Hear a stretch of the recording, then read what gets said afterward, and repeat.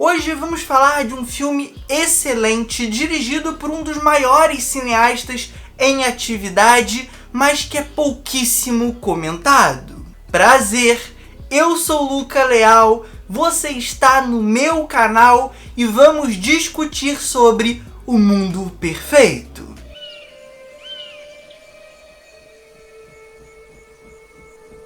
Após um detento fugir da prisão, ele invade uma casa e rapta uma criança como refém. Assim, ele e o jovem embarcam em uma jornada em meio ao Texas, fugindo da polícia e precisando se ajustar, se alinhar. É uma jornada intensa de transformação e liberdade. O Mundo Perfeito, lançado em 1993, conta com direção de ninguém mais, ninguém menos que Clint Eastwood, um dos maiores atores da história do cinema e um dos maiores diretores ainda em atividade. Hoje, com seus 94 anos, ele segue produzindo filmes. Recentemente, ele lançou O Jurado número 2, que inclusive é um dos melhores filmes de 2024. Mas, para além desse filme, ele tem vários espetaculares na bagagem. Menina de Ouro, A Mula, Cry Macho, Sobre Meninos e Lobos. São tantos, mas tantos, que alguns acabam caindo num certo esquecimento.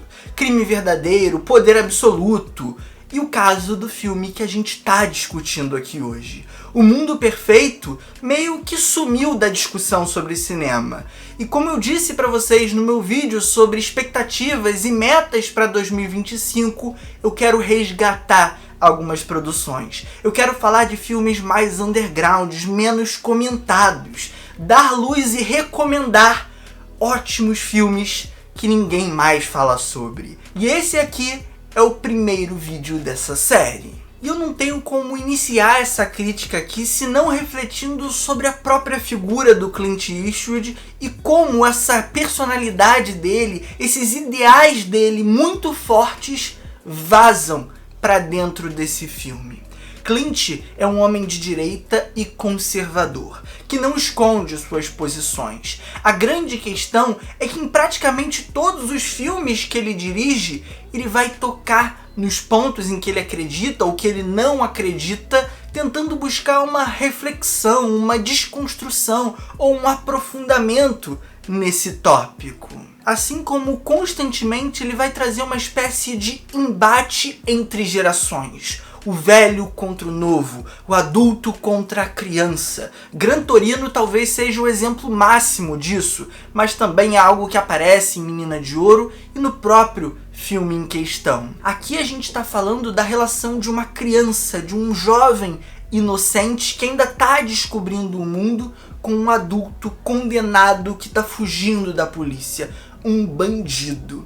E a forma com que o Clint insere esses temas que ele quer abordar, essa sua visão de mundo na relação entre eles, que faz esse filme se tornar tão grande, tão poderoso. Afinal, ele questiona muitos de seus princípios, ele põe em xeque aquilo que ele acredita em prol da história que ele está contando. Ele vai se descobrindo ao longo do processo. Não é à toa que ao final do filme o personagem interpretado também pelo Clint fala abertamente: eu não sei de mais nada. E aí, se aprofundando na dinâmica, na relação desses dois personagens, repara como ela é feita.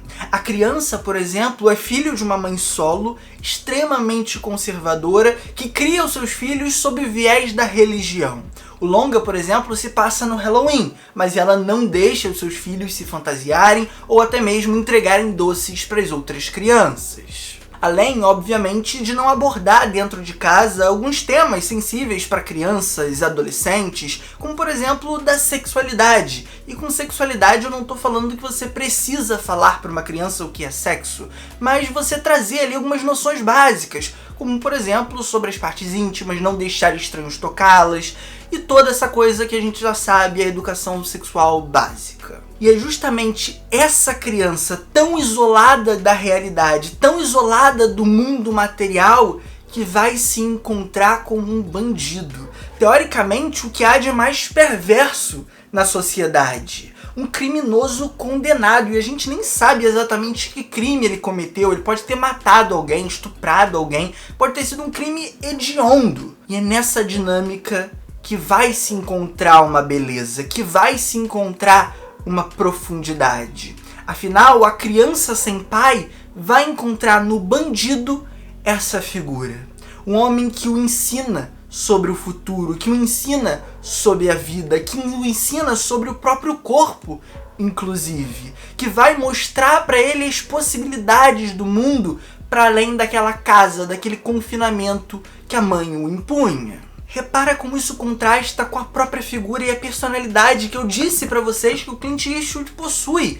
Esse é o cinema dele, um cinema que opera dentro do contraditório, um cinema que busca a reflexão, o questionamento. E é também importante compreender que não só o garoto aprende com o bandido, como o bandido aprende com o garoto. E Kevin Costner, que vai dar vida a esse personagem, carrega isso muito bem, apresenta isso ao público muito bem.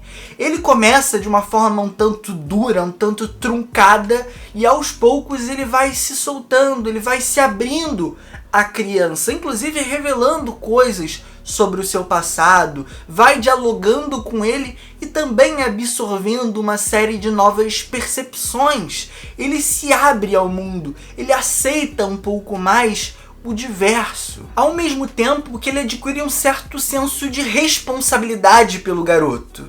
Assim como ele é visto como pai, ele também enxerga um filho ali. Ele também enxerga alguém que ele precisa criar, proteger, ensinar. E toda essa história de descoberta, liberdade e masculinidade vai acontecer num cenário muito bem selecionado.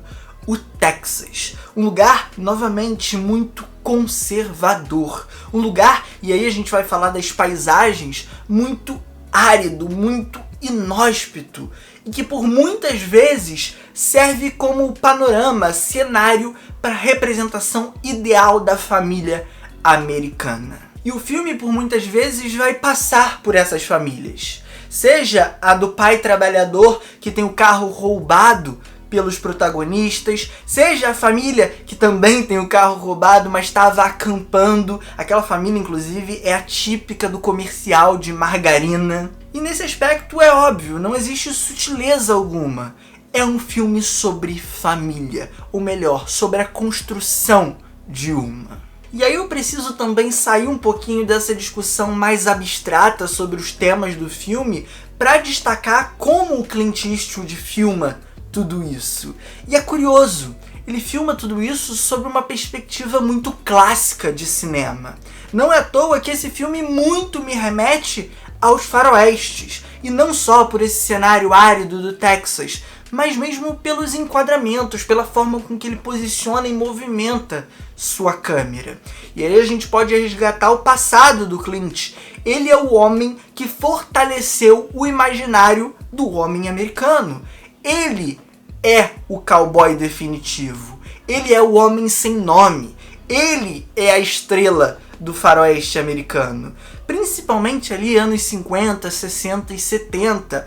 Obviamente que antes tivemos John Wayne, John Ford fazendo seus filmes, mas na época de Um Mundo Perfeito, e até hoje inclusive, a figura do Clint estava mais presente no imaginário social. E todo esse seu trabalho para um resgate de uma encenação mais clássica também aparece na montagem, também aparece na trilha musical, que é lindíssima, nos figurinos, no design de produção, tá tudo lá. Tá tudo nos evocando esse cinema. Ao mesmo tempo que em algumas sequências ele busca subverter isso e se aproximar de algo mais contemporâneo, pelo menos para os anos 90. E quando eu trago isso, obviamente eu tô falando dos paralelos desse filme com Thelma e Louise, do Ridley Scott. Outro filme sobre descoberta, sobre libertação, porém por um ponto de vista, por um prisma feminino.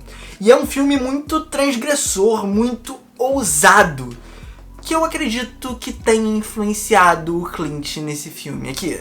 E se você acha que eu tô forçando essa relação, cara, até a estrutura dos dois filmes é muito semelhante. Toda essa coisa de você fazer um road movie fugindo da polícia, com uma personagem mais reservada, mais conservadora e outra que tá mais liberta ao mundo. Cara, tá tudo lá, é muito igual. E Thelma e Louise saiu em 1991, 2 anos antes de O Mundo Perfeito. O tempo perfeito pro Clint assistir aquele filme e se inspirar pra trazer esse aqui. E então é basicamente isso. Espero que vocês tenham gostado desse vídeo e dessa proposta de trazer uns filmes não tão comentados. Deixa aqui embaixo o seu feedback a respeito, além de, claro, o like e a inscrição se for novo por aqui ajuda muito a mais pessoas conhecerem o meu conteúdo. Ativa o sininho para receber as notificações também e compartilha nas suas redes sociais, beleza? Um forte abraço, valeu, falou e fui!